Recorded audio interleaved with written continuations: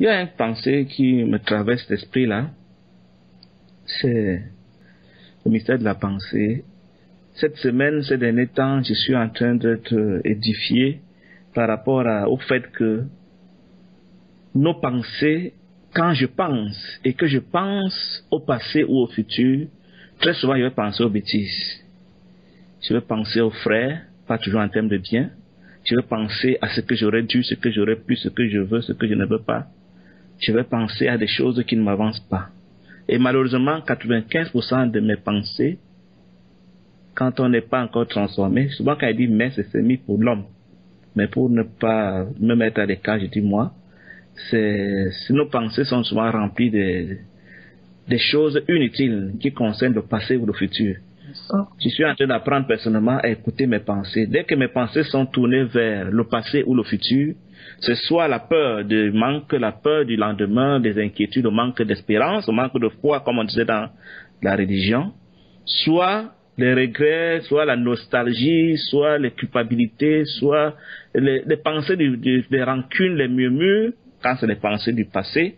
Bref, je suis en train de comprendre que je dois écouter mes pensées en permanence. Si elles sont orientées vers le passé ou le futur, très souvent, elles sont sous l'influence de l'ego. Ça, c'est un constat que je suis en train de faire personnellement et je me rends compte combien c'est facile de se retrouver dans le passé ou dans le futur et rarement dans le présent. Et je me suis rendu compte que vraiment, si on ne pense qu'au présent, c'est-à-dire à l'instant présent, on n'aura pas la place pour murmurer contre les frères, on n'aura pas la place pour avoir la peur, on n'aura pas la place pour avoir la honte, la culpabilité, les inquiétudes, les soucis, on n'aura pas de place pour le manque de doute et que sais-je encore. Mais alors, c'est là qu'on en vient à la conclusion que le fait de penser selon le passé ou selon le futur, c'est ce qui est diabolique en nous. Et c'est ce qui nous conduit en permanence. Et c'est ça l'ego. C'est ça l'ego. Si nous écoutons nos pensées, nous devons apprendre. Ce n'est pas facile, c'est un combat terrible que de contrôler, pas contrôler, écouter tes pensées. Et dès l'instant où elles sont passées au passé ou au futur, sache que tu es déjà dans la perdition, tu es déjà dans...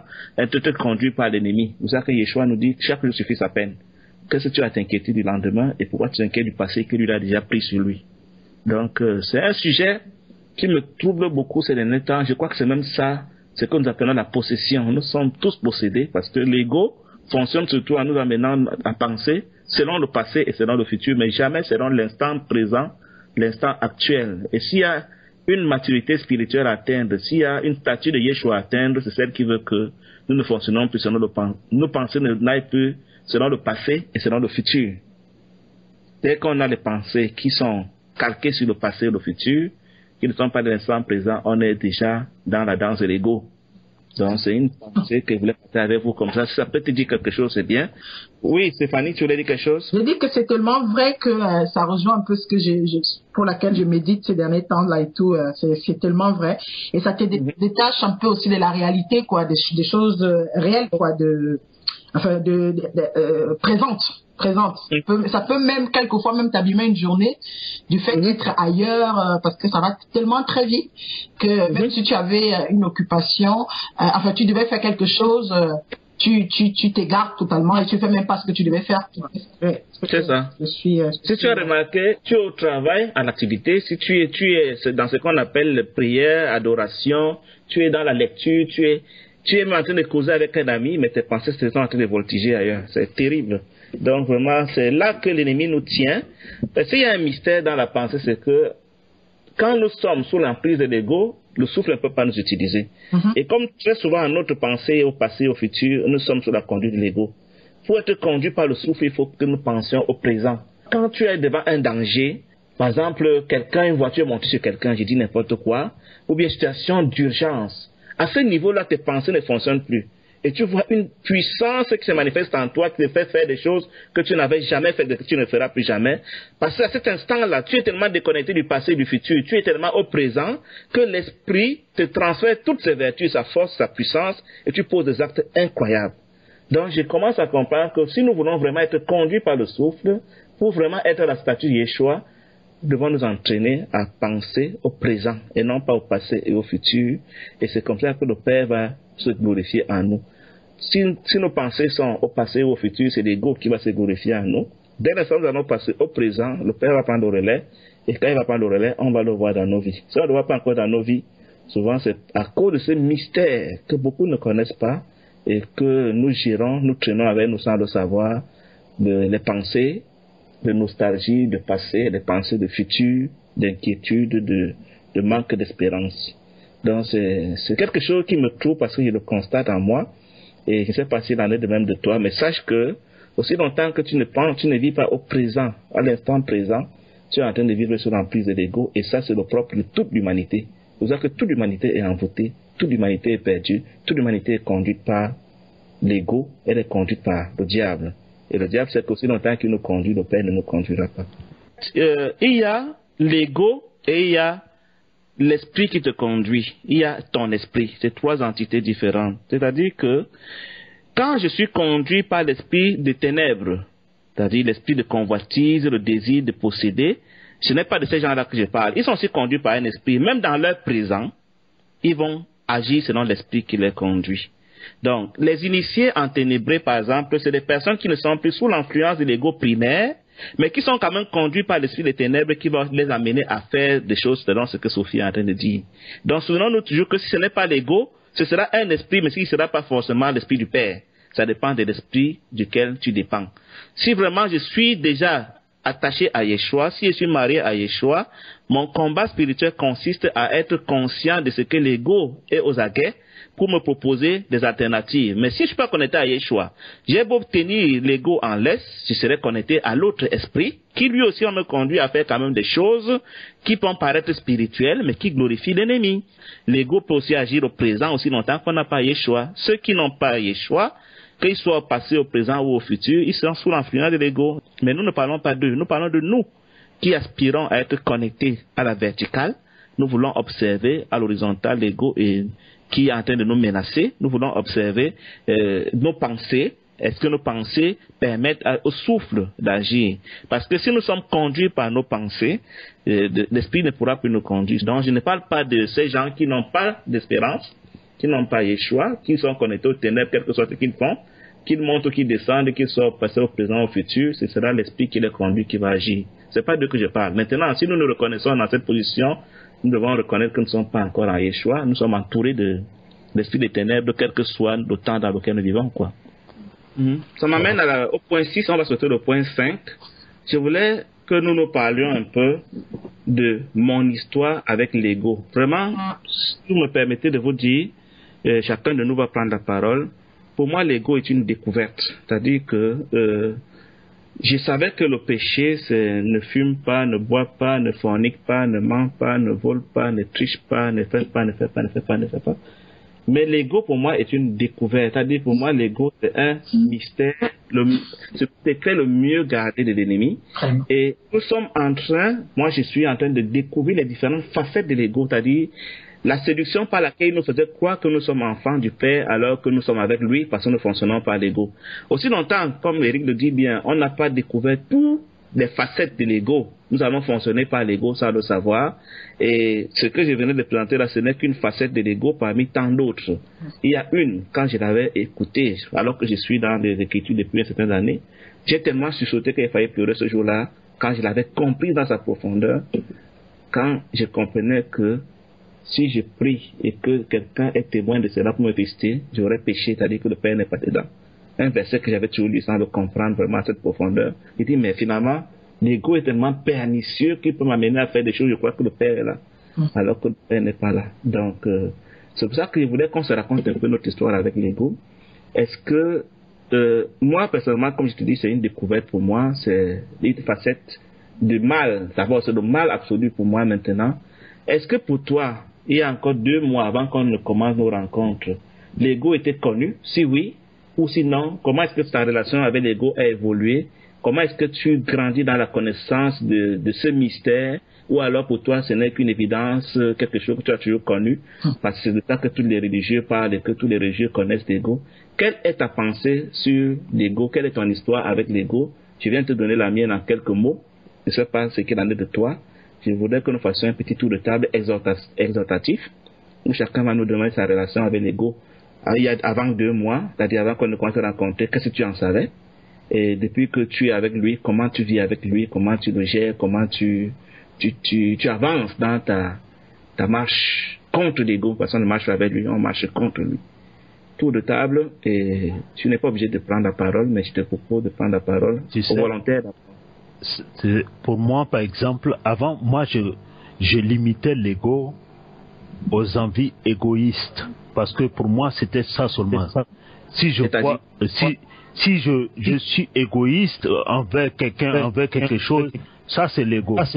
Mais si je vois pas de l'égoïsme, c'est pas de l'ego. Tu vois. Et quand j'ai commencé avec le groupe, j'ai découvert que même dans ça, c'est l'ego qui agit. Comme ce que la sœur vient de dire.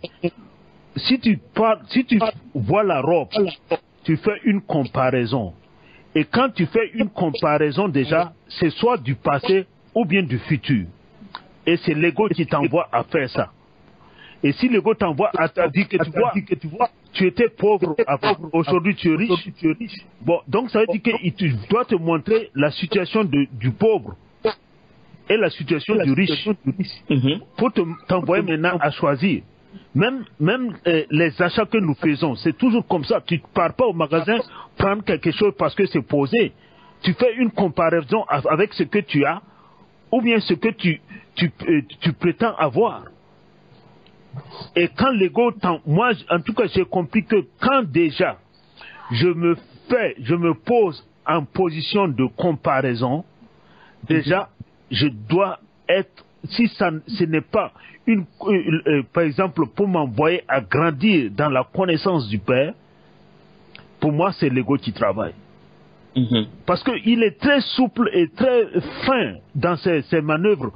Avant, moi je pensais qu'il était, comment on peut dire ça, il était arrogant, on pouvait le trouver n'importe où. Mais non.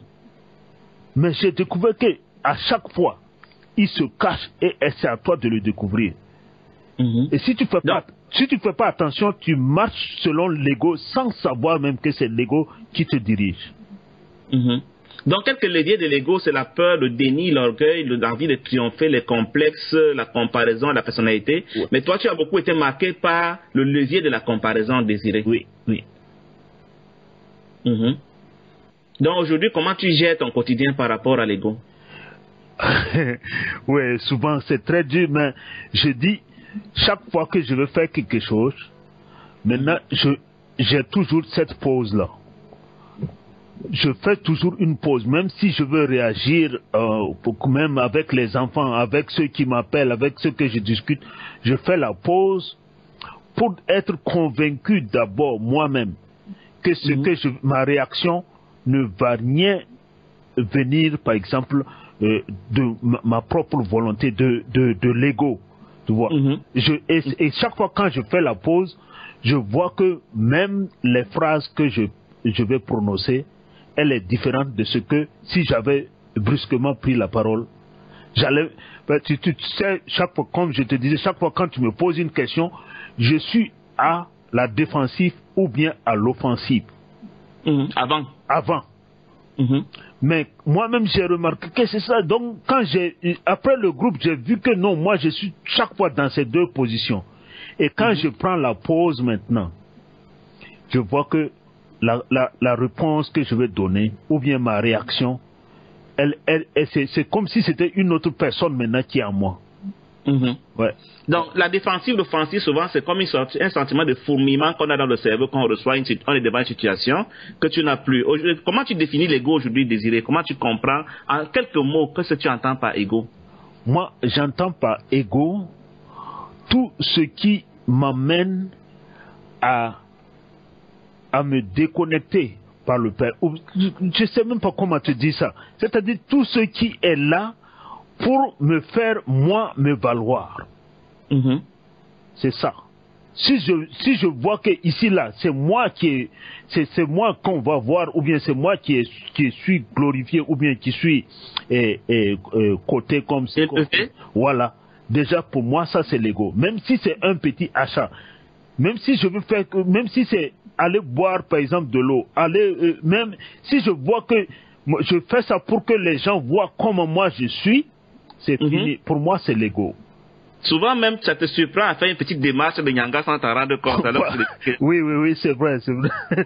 Nyanga, c'est camerounais pour dire vantardise, quoi. Voilà. Une petite démarche où tu arrondis plus les reins, tu rends les épaules carrées, tu t'assures qu'on te voit. Oui, c'est vrai.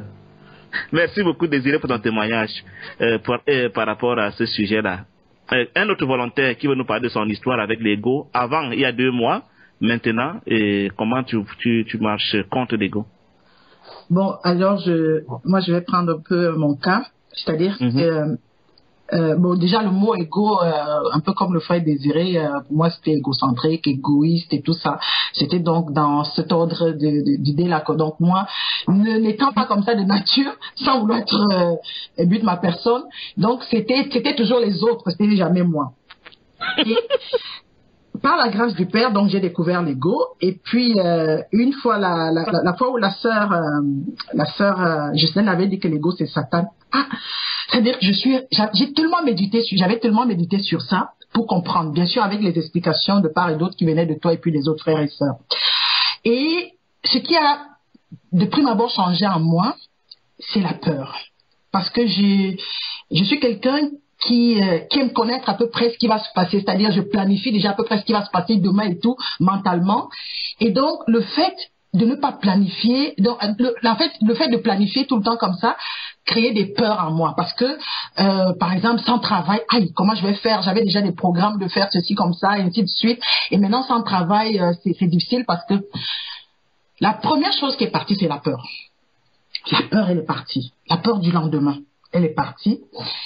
Et l'autre chose maintenant qui évolue, l'évolution que j'ai, c'est vraiment encore ce que disait le frère Désiré, c'est cette déconnexion. L'ego nous déconnecte vraiment du Père pour que nous ne puissions pas savoir qui nous sommes. Étant donné que nous sommes beaucoup plus esprit que chair, et donc c'est vraiment ce combat-là qui a entre comment dirais-je, manifester son côté spirituel, c'est-à-dire être en communion avec la source créatrice, pour pouvoir vivre, disons, selon la volonté du Père et tout. Et cette bagarre qu'il y a en soi là avec ce qu'on disait tantôt sur les pensées, parce que ça tout ça se mélange. Et personnellement, je suis en observation. J'observe. Malheureusement, je suis souvent, quand c'est déjà passé, que je dis merde, ça c'était encore l'ego, ça. Mais voilà. Et c'est l'une des choses que si les chrétiens pouvaient connaître ça, ça serait une grâce pour tout le monde, vraiment. Voilà.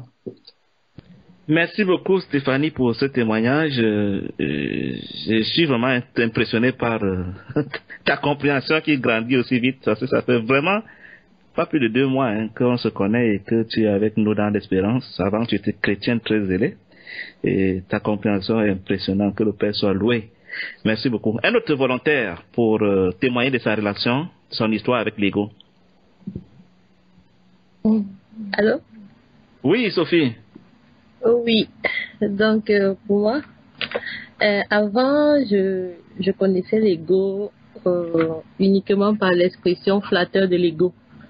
Voilà, donc c'est comme ça que j'employais ce mot-là, dans cette expression. Je ne savais pas l'employer autre que dans l'expression flatter l'ego, que c'est très flatteur de l'ego, ça. Donc, je voyais en ça quelque chose, comment on dit, la proposition est vraiment, c'est vraiment une proposition flatteur de l'ego, ouais. Donc, pour moi, je comprenais ça comme quelque chose qui t'élève, quelque chose, toute chose qui contribue à t'élever ta personne, donc déjà, toi personnellement. Tu vois, je sais pas trop s'il me fait comprendre, mais c'est quelque chose qui alimente à t'élever par rapport aux autres, à avoir une élévation, une considération supplémentaire. Dans toutes les facettes. C'est comme ça que je comprenais ça. Donc, voilà. Aujourd'hui, c'est pas trop différent. Bon, juste que on a essayé d'aller vraiment en profondeur pour vraiment essayer de guetter comment il opère. Parce que avant, en superficie comme ça, on va se dire uniquement par rapport aux éloges, par rapport bref, les éloges, les applaudissements, etc. Mais il y a encore vraiment l'aspect très pernicieux qui est aussi, voilà, tous les attributs de l'ego qu'on a vus, que je suis totalement d'accord. Et maintenant, bon, s'il faut définir l'ego, moi pour ma part, je sais que c'est vraiment ça vient de Satan, c'est clair. Mais moi je me dis que c'est vraiment une part de l'homme, une part de l'être humain, parce que si on comprend que Satan lui-même, donc comme on sait que Satan est toujours en train d'imiter ce qu'Élohim fait, et comme Élohim ne veut rien faire par contradiction, comme il dit je mets devant toi la vie et la mort, choisis la vie, donc Satan aussi il aimerait que les gens choisissent la mort. Tu vois, donc c'est pour cela que ça justifie le fait que les hommes spirituels enténébrés meurent également à leur ego pour pouvoir pleinement satisfaire à Satan. Donc maintenant, on peut donc analyser et comprendre qu'en fait l'ego c'est l'être humain personnel. Donc c'est vrai, c'est l'être humain personnel, mais pourquoi est-ce que cette partie n'est pas concédée à Elohim? Parce que c'est pas pur. Parce que on a clairement vu, et c'est clair, que c'est pas alimenté par l'amour. Donc, tout ce qui n'est pas amour n'est pas pur. Donc, ça ne peut pas être concédé à Elohim. Donc, par défaut, c'est concédé à Satan. Mais toutefois, je peux pas aller jusqu'à dire que c'est pas Satan, c'est Satan, certes. Mais, Satan, aussi, il faut croire ça avec l'image, il prend ça par défaut. Mais sinon, ce qui lui plairait, c'est que volontairement, les gens fassent sa volonté. D'où les illuminats enténébrés meurent à l'ego afin de travailler vraiment consciemment pour Satan.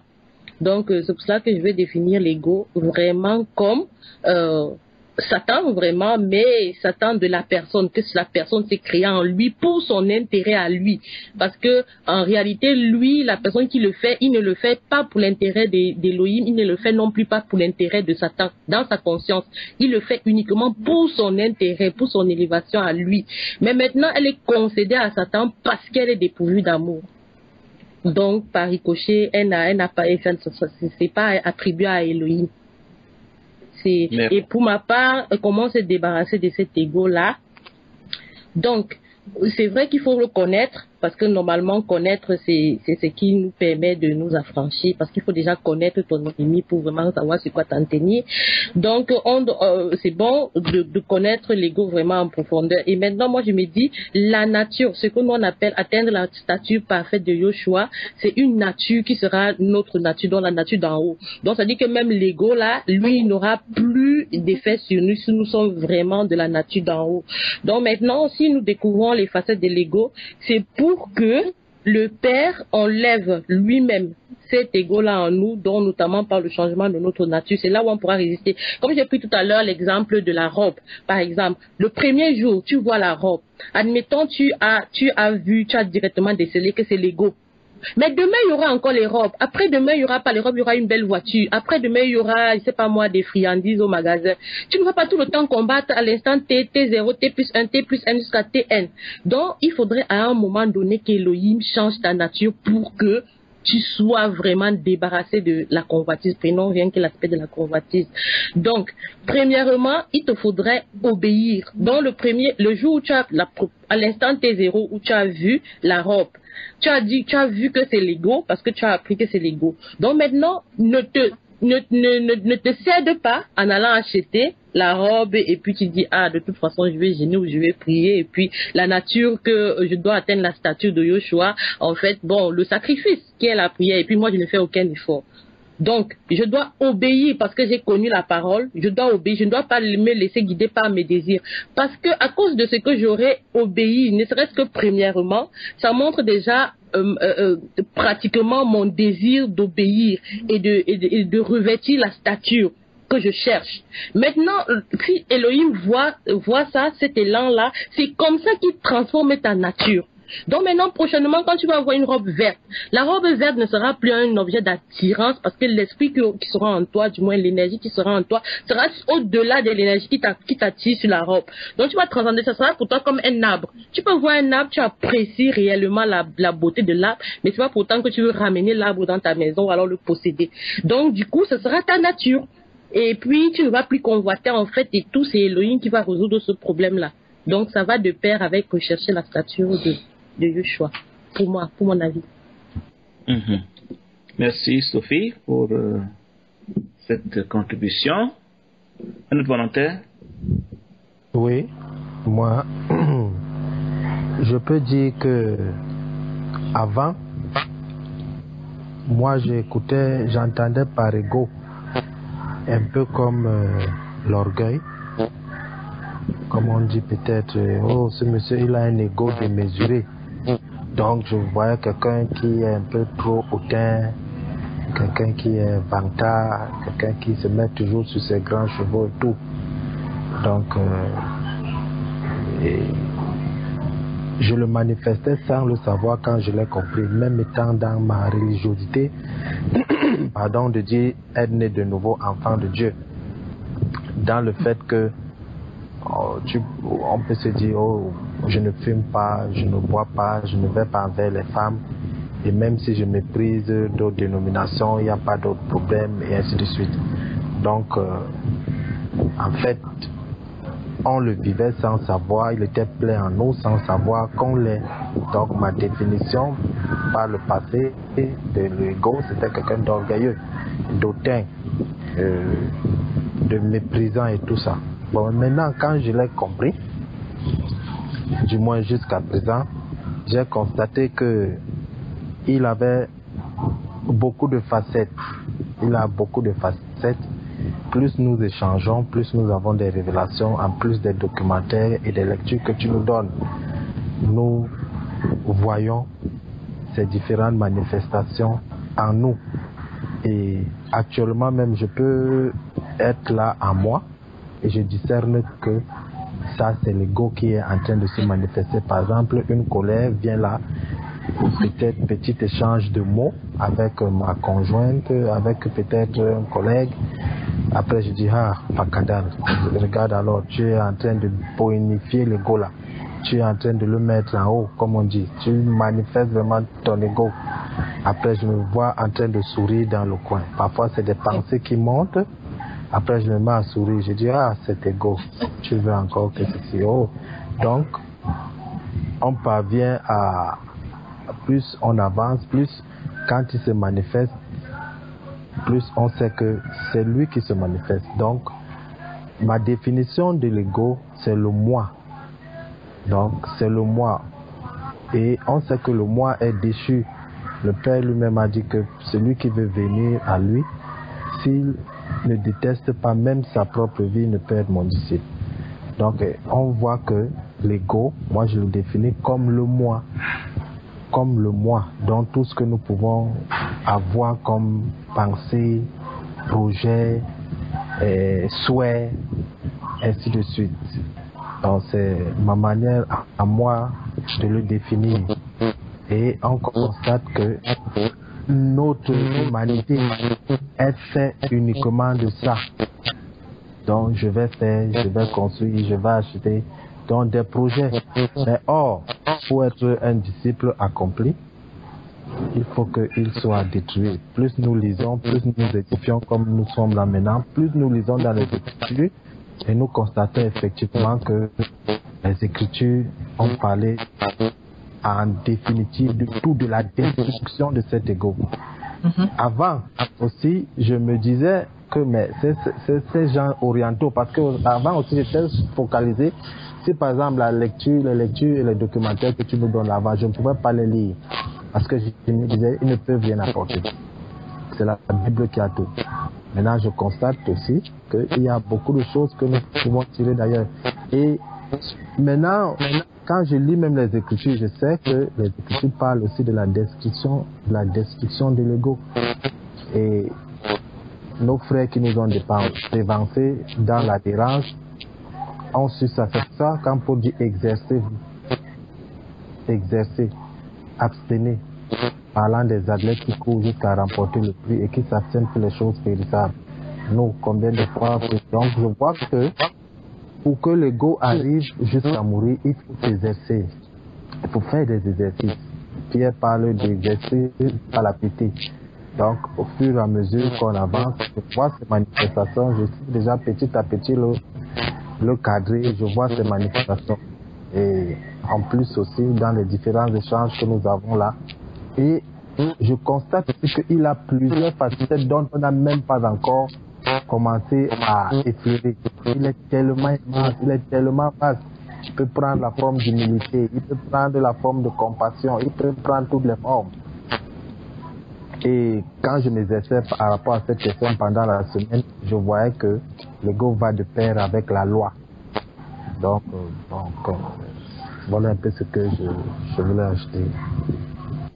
Merci beaucoup, mon frère Eric, à Douala, au Cameroun.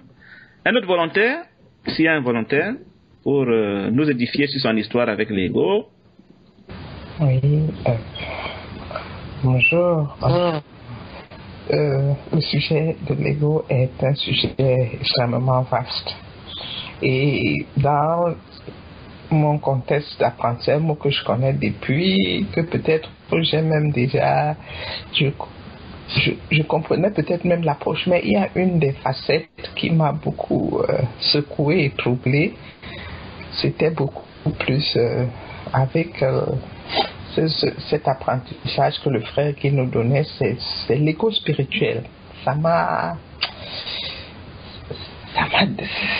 donné un frisson. Et le frère Eric était en train de brosser un peu dessus. C'est tellement subtil que je ne voyais pas ça. Je voyais pas. J'ai vu, je reconnaissais l'ego dans les autres cadres et tout, mais pas dans le cadre spirituel. Je me disais que les hommes spirituels n'ont plus d'ego. Spirituel par là, c'est quelqu'un qui a déjà atteint un niveau de zen, comme ils disent. Mais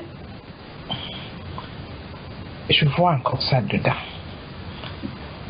Et je vois même ça par juste les vêtements qu'ils portent, leur façon de parler. Je me dis, mais ça c'est sérieux, ce problème ne laisse personne. Ça ne laisse personne. Mon cas de ce problème, ça a rendu ça un peu minable, parce que je me suis dit, Sophie le disait tantôt, que l'ego ne peut qu'être grand quand on ne le reconnaît pas. Du moment où on l'a reconnu, du moment où tu sais qu'il est là, c'est la seule chose qui nous garde, le reconnaître. Et vraiment, on n'est plus impressionné. Ça m'a enlevé une chose depuis quelques mois. Je ne suis plus impressionné. Par quoi? Par quiconque? C'est-à-dire que ça a enlevé ce désir-là. Donc, pour moi, c'est une chose exceptionnelle de reconnaître l'ego spirituel de manière, même quand on veut parler, quand on veut prendre la parole dans les assemblées, il n'y a pas de mots pour qualifier ces choses-là, mais c'est des choses qui sont ancrées en nous depuis des décennies, et ce n'est que dans la déprogrammation de le reconnaître que nous pouvons nous en sortir, et à l'attente que Yeshua vienne se former en nous. C'est ce que je pourrais dire là. Merci beaucoup, Sœur Ghislaine, à New York aujourd'hui et non pas Washington. Je vais d'abord nous montrer la naissance de l'ego dans la Bible. On va, pour ceux qui peuvent ouvrir la Bible, vous allez regarder dans Genèse chapitre 3 à partir du verset 1 jusqu'au 5. Mais c'est surtout le verset 5 qui nous intéresse. On va quand même lire pour le contexte. Genèse 3 à partir du verset 1 jusqu'au verset 5. C'est la naissance de l'ego, l'histoire de l'ego. Genèse 3, verset 1. Parmi les bêtes, j'ai dit la version parole de vie, que nous aimons bien. Parmi les bêtes sauvages que le Seigneur Dieu a faites, le serpent est le plus rusé. Il demande à la femme, est-ce que Dieu, Elohim, vous a vraiment dit ne mangez aucun fruit du jardin? La femme répond au serpent, nous pouvons manger les fruits du jardin, mais pour l'arbre qui est au milieu du jardin, Dieu a dit, ne mangez pas ces fruits, ni touchez pas, sinon vous mourrez. Le serpent répond à la femme, pas du tout, vous ne mourrez pas. Verset 5. Mais Dieu le sait bien. Le jour où vous mangerez, où vous en mangerez, vos yeux s'ouvriront. Vous serez comme des dieux. Ça, c'est la naissance de l'ego. Vous pourrez savoir ce qui est bien ou mal. L'ego, c'est ce en moi qui veut faire de moi un dieu. C'est-à-dire supérieur à tout autour de moi. C'est ça l'ego. Tout ce qui menace ma divinité sera participant de mon ego. Dès que je sens que quelque chose menace ma divinité, je vais susciter en moi des sentiments que nous avons appelés les clés de l'ego. La peur de perdre mon trône, de me sentir menacé par mon prochain et de me défendre. D'être sur la défensive, comme disait Désiré, parce que ça va me détrôner. Le déni de ne pas vouloir voir la réalité des choses en face et de dire non, ce que je vois ce n'est pas moi, je suis quand même un Dieu au nom de l'ego. L'orgueil qui me fait dire même d'Elohim je n'ai pas besoin, je suis au-dessus de tout, je suis indépendant de tout. Le désir de triompher, d'avoir toujours raison. Parce qu'un Dieu ne peut qu'avoir raison. La comparaison pour m'assurer que je suis toujours en haut et non en bas, le premier et non le dernier. Il faut toujours que je sois en train de m'évaluer par rapport à... en train d'établir que je suis insatisfait de ne pas être au-dessus de mon prochain. La honte d'avoir pas réussi à être un Dieu. La culpabilité parce que ce que j'ai fait m'a empêché d'être un Dieu. Et que sais-je encore? Le désir de dévancer des autres. Et le fait de m'habiller d'une personnalité par laquelle je vais faire croire aux gens que je suis un Dieu. Voilà ce que c'est que l'ego. Vous serez comme des dieux. Et il nous a menti qu'on va connaître le bien et le mal. En fait, il nous a dit vous allez devenir le mal. Parce que le bien, c'est être connecté au souffle sacré. Le mal, c'est être conduit par l'ego. L'ego, c'est ce qui me fait être concurrent d'Elohim. Dans ma conscience, dans mes pensées, dans mon secret, avant d'être des actes visibles. Je suis conforme à la statue de Yeshua quand je ne me tiens plus en adversaire d'Elohim, en concurrent d'Elohim, parce que pour moi, Elohim est tout et je suis rien. C'était ça Yeshua, la statue parfaite. Et pour nous tromper de ne pas entrer dans cette statue parfaite de la mort à l'ego, il nous a dit, l'ego c'est être égoïste, ne pas donner. L'ego c'est vouloir acheter ceci ou cela. L'ego c'est beaucoup manger. L'ego c'est détester l'ego. En nous cachant que l'ego c'est tout ce qui veut m'établir comme divinité dans mon subconscient, dans ma conscience et auprès de mon prochain. Et c'est tellement subtil. Tout ce qui menace ma divinité devient un danger, un adversaire pour moi à abattre, à détruire. Donc je dois être alerte, à regarder autour de moi, à comparer, à juger, à critiquer, à rabaisser, à détruire les autres pour que moi je sois en haut et non en bas, selon la promesse que m'a faite Satan, faire de moi un Dieu au nom de l'ego. C'est ça l'ego. L'ego ne saurait donc être une partie de l'homme. L'homme c'est l'esprit. L'ego c'est une image que Satan m'a fabriquée pour me faire croire que je suis un Dieu. Donc dire que l'ego est une partie de l'homme, c'est dire que l'ego est une partie de l'esprit que Yahvé a créé. La parole dit que Yahvé est jaloux de l'esprit qu'il a fait habiter en nous et il ne saurait jamais permettre que ce que Satan est venu susciter soit une partie de son esprit qui va être éternellement avec lui. L'ego c'est une ombre, c'est une illusion, c'est une pensée, c'est une image, c'est une personnalité que je me fais pour me prendre pour Dieu et faire croire aux autres que je suis un Dieu, même si je ne me l'avoue pas. C'est ça qui fait le péché. Le péché, c'est le fait de me prendre pour un Dieu consciemment ou inconsciemment, et il s'exprime par les œuvres de l'ego que nous sommes en train de découvrir une après l'autre. Les illuminés enténébrés meurent-ils à l'ego? Non. Pourquoi? Parce que ils sont peut-être morts à certaines facettes de l'ego, mais ils ne sont pas soumis à Elohim. On est mort à l'ego quand on est soumis à Elohim, point.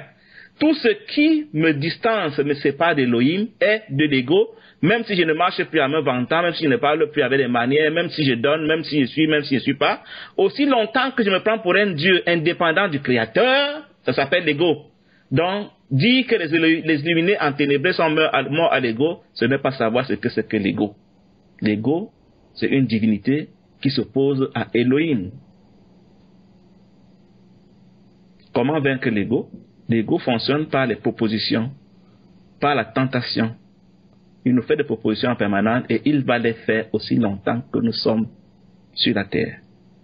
Si je ne sais pas discerner les tentations, les propositions de l'ego, tout ce qui tend à me faire un temps soit peu, j'aime qu'on me dise que je suis belle, parlant comme une femme. C'est l'ego. Quand on me fait un compliment, j'ai un petit frisson qui descend dans ma colonne vertébrale. J'ai été élevé. C'est l'ego, même si je ne le sais pas. Quand on ne m'a pas salué et que je sens un petit apincement dans le cœur, c'est l'ego. Parce que quand on me salue, on m'honore, on m'élève, on me reconnaît. Et que sais-je encore? Donc il y a tellement des facettes de l'ego, c'est un mot que j'aime bien d'Éric, des facettes de l'ego que nous ne connaissons pas, qui font qu'on est des petits diablotins au quotidien sans le savoir. Et la meilleure manière d'être perdu, c'est d'abord ne pas connaître ces facettes de l'ego pour fonctionner selon l'ego, donc être un adversaire d'Elohim, parce qu'Elohim ne va pas accepter ses adversaires dans son royaume, ou encore de dire, bon, je les connais déjà toutes, je maîtrise déjà l'ego, c'est que tu as commencé à tomber. Dès que tu es dans l'assurance que tu le connais, c'est que tu es fini, parce qu'il va te sortir une carte que tu ne connais pas. L'ego a eux aussi agi que la création, avec Satan, qui est le maître de l'ego. Donc il nous connaît mieux que nous et on ne peut jamais dire qu'on le connaît. C'est ça que nous avons besoin de croître dans le souffle. La croissance dans le souffle va aiguiser notre vigilance par rapport à l'ego. Parce que tout ce qu'on peut faire contre l'ego, c'est l'observer, le discerner pour lui dire il est écrit, éloigne-toi de moi. C'est tout ce qu'on peut faire. Mais dès l'instant où on ne sait pas le discerner, mais on va collaborer avec les gens sans se rendre compte et on sera tombé sous le coup de l'ego. Donc, nous allons le combattre parce que l'esprit va grandir en nous et nous révéler de plus en plus des facettes de l'ego. Et à mesure qu'on va discerner ces facettes, quand il viendra nous faire des propositions, mais on lui dit, mais ça, je t'ai vu. C'est toi, je t'ai reconnu. C'est toi là, je ne prends pas. Ton offre est rejetée. Il est écrit. C'est comme ça qu'on vainc l'ego. Mais si on ne sait même pas qu'il existe, et je suis convaincu que des religieux ne savent pas ce que c'est qu'un ego. L'échantillon que nous sommes à témoigner ce matin, que nous ne savons pas ce que c'est que vraiment l'ego. Même comme c'est écrit dans les premiers versets de la Bible, Genèse 3, la religion et nous-mêmes, on ne savait pas ce que vraiment l'ego. On ne savait pas jusqu'où il peut nous utiliser dans tout ce que nous faisons au nom de l'ego. Si on ne le sait donc pas, on ne peut même pas le combattre. Si on ne le combat pas, on va marcher par lui. Et quand on le sait, il faut encore que l'esprit vienne nous donner la force de lui dire non. Parce que ses propositions sont souvent tellement violentes. Le prix qu'il propose souvent pour le refuser, il faut vraiment avoir une énergie plus puissante que celle que lui va te proposer. Il peut te proposer d'être le roi de la terre entière, si c'est ça ton prix.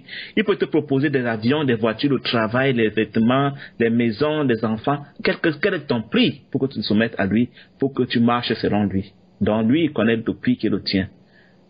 Si tu n'as plus de prix, alors tu as vaincu l'ego et tu es devenu un homme à la stature de Yeshua. Donc, pour nous prévenir de comprendre ce mystère, il nous a dit, la stature de Yeshua, c'est tu ne manges plus ceci, tu ne parles plus cela, tu ne fais plus ceci, tu ne fais plus cela, alors que nous ne sommes que des puanteurs d'ego au quotidien. Et notre mission,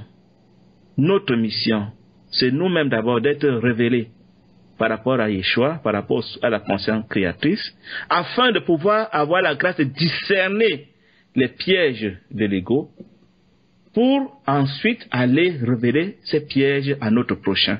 Parce que le malheur de l'humanité et la mort de l'humanité, la perdition de l'humanité, tient à ce que l'humanité fonctionne par l'ego, c'est-à-dire tous des adversaires d'Elohim, même dans notre apparente spiritualité. Donc, si tu me dis que les chrétiens parlent déjà d'ego, sans le savoir, parce que c'est le vieil homme, parce que c'est l'homme de je sais pas moi quoi, c'est que tu n'as pas envie d'aider les hommes à comprendre ce que c'est que l'ego. Parce qu'aucun chrétien ne connaît ce que c'est que l'ego. Et nous sommes en train de témoigner. Beaucoup de personnes croient savoir ce que c'est que le péché, sans le savoir. Le péché, c'est le fait de pouvoir être comme un Dieu. Et être comme un Dieu, c'est fonctionner par l'ego. Et fonctionner par l'ego, ça a des cachettes et des facettes insoupçonnables. Un nombre incroyable de cachettes que seul l'esprit peut t'aider à discerner. Amen. Et frère Guy, je voulais donner ma compréhension. Quand tu parles de l'ego, moi je vois un clonage. Tu sais, il y a par exemple soit un programme, soit un élément électronique. Il peut être cloné. Par exemple, en télécommunication, on fait des clonages. C'est-à-dire que le clone travaille comme la partie principale. Et si tu ne sais pas que c'est un clonage, tu vas prendre le clone comme si c'était vraiment l'élément principal. Il fait le même travail. Mais dès que tu détectes que c'est un clone, c'est fini. Tu peux l'enlever sans problème. Je vais dire ça en d'autres termes, Désiré, ce que tu es en train de dire. Vous savez, aujourd'hui, on a les pirates informatiques qui aiment attaquer les entreprises. Les techniciens de l'informatique ont développé un système qu'on appelle les leurs. Je ne sais pas comment on appelle ça, le mot m'échappe là maintenant. C'est-à-dire que tu attaques un système croyant attaquer mon entreprise. Oui, c'est fini. Pour moi, l'ego, ce n'est qu'un clone qu'il faut détecter dans ton système. Un clone d'Elohim. Oui. Un d'Elohim. Oui. De me faire passer pour être un Elohim alors que je n'en suis pas encore un. Voilà. Merci. Un Elohim, c'est celui qui sait discerner l'ego pour s'en distancer. Okay. Or, quand on est inconscient, on marche par l'ego sans le savoir. Et on se prend un Elohim alors qu'on n'en est pas un. Amen, amen. Une illusion. Le monde est fait d'illusions. Donc nous sommes dans une illusion, même alors que véritablement l'humain est un esprit qui s'ignore. Mais il est focalisé rien que sur l'illusion du matériel. L'illusion, Pas l'illusion du matériel, Eric. L'illusion de ce qu'il est un Elohim au travers du matériel, au travers des relations, au travers de ses diplômes, au travers de tout ce qui te peut te donner de la valeur à te prendre pour un Elohim devant ton prochain et devant toi-même dans ton subconscient. Tu dis, je suis quelque chose, je suis parce que. Dès l'instant où je suis, parce que je suis spirituel, parce que j'ai une voiture, parce que j'ai des enfants, parce que j'ai des diplômes, parce que dès l'instant où tu deviens un je suis alors que tu n'en es pas, tu es déjà dans l'ego. Amen, amen. Vous oubliez qu'il veut nous éloigner totalement du Père. De nous éloigner du vrai je suis. Parce que quand on est connecté au vrai je suis, on dit comme Paul, ce n'est plus moi qui vis, c'est le Père qui vit en moi. Amen. Amen.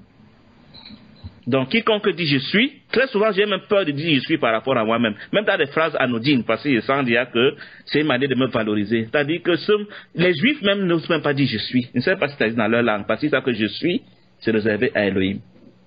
Mais nous, très facilement, on dit je suis spirituel, je suis catholique, je suis pentecôtiste, je suis disciple, je suis. Tout ça, c'est l'ego. Dès l'instant où on te donne une étiquette, tu es en train de dire à celui qui t'écoute, sache que je ne suis pas n'importe qui. À la limite, je suis même un petit Dieu, si ce n'est un Dieu, parce que je suis. Avec la mauvaise doctrine aussi qu'on a reçue de ceux qui veulent nous perdre là, qui collaborent consciemment avec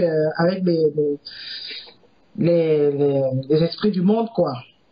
Ça s'appelle la conscience cosmique. Ce qu'ils nous ont mis dans les gènes qui nous amènent à être des diablotins sans le savoir, des hommes qui ne fonctionnent pas l'ego sans le savoir, pour que nous soyons surpris au jour du jugement, à prendre compte que le Père nous dira, je ne t'ai jamais pénétré parce que tu n'étais que égo sans le savoir.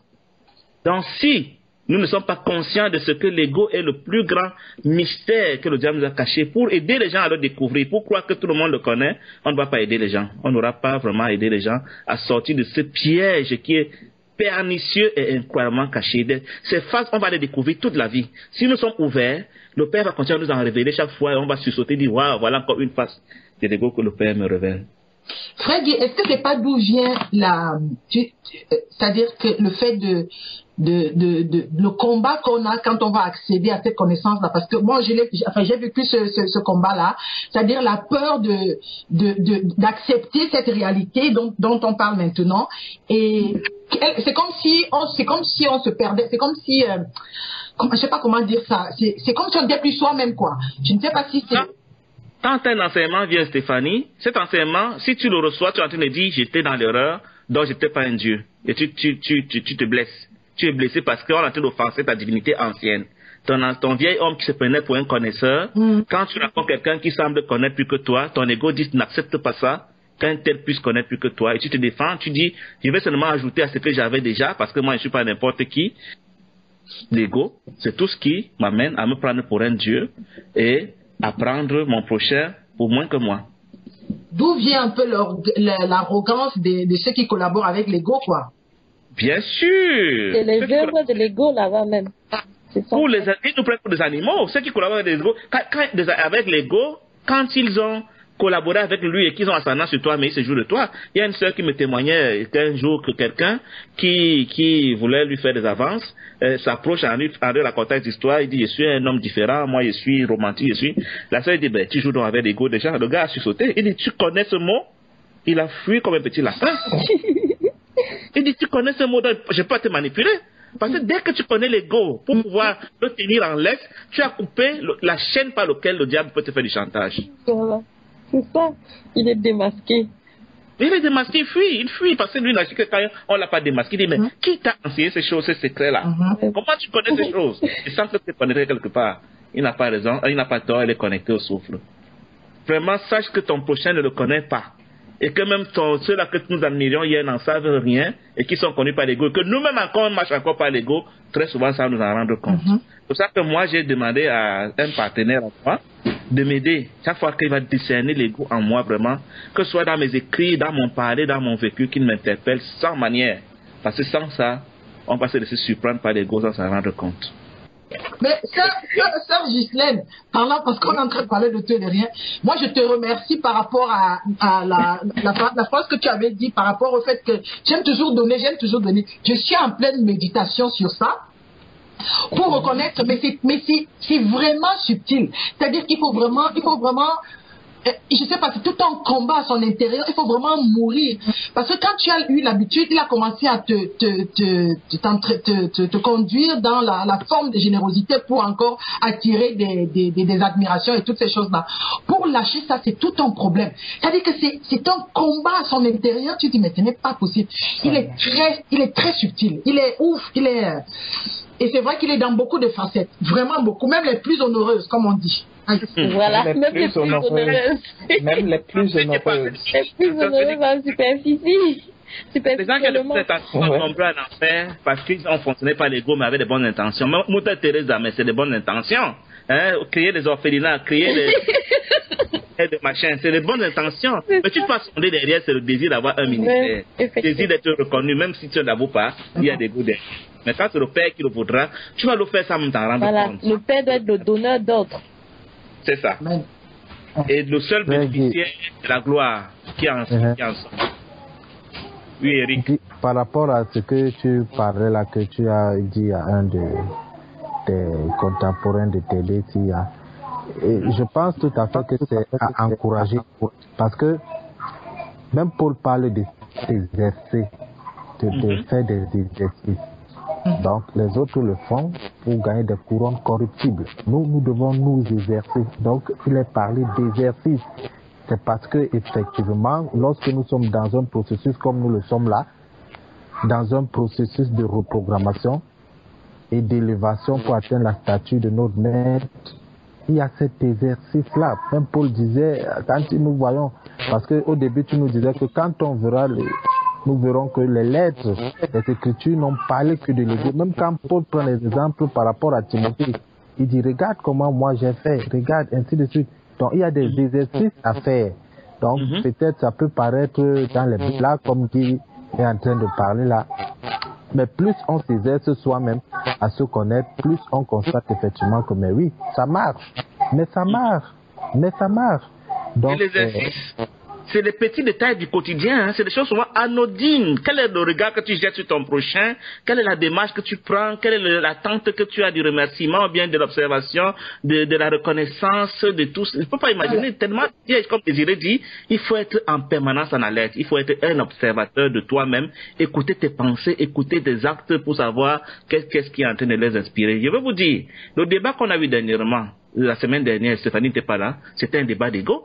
Un débat où on dit, il faut absolument qu'on grandisse, mais c'est encore de l'ego. On est en train de dire, je veux grandir plus vite que le père ne le permet, je veux très vite que les gens voient que j'ai grandi, mais c'est l'ego. C'est ça. Les témoignages de la croissance sont tellement personnels que c'est pas des choses que forcément on va voir sur Internet.